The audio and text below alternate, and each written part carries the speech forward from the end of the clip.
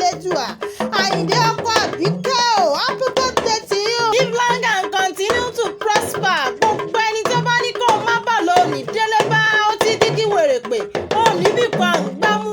Gbogbo ara ló máa fi jọ àwọn ọ̀tá rẹ̀ láwùláwù. Àyìndé ọlọ́jọ́ bí o, ọmọ aráyé ò ní tápó sálà rẹ̀. Mo ní àtìpó ló jẹ́ lórílẹ̀‐èdè United States of America. Wàá kéré oko bọ̀ wálé, wàá kẹ́rù bọ̀ wálé lọ́lá elédùà. Jẹ́yàrá rẹ̀ ló bàbá tó bí ọlọ́mọ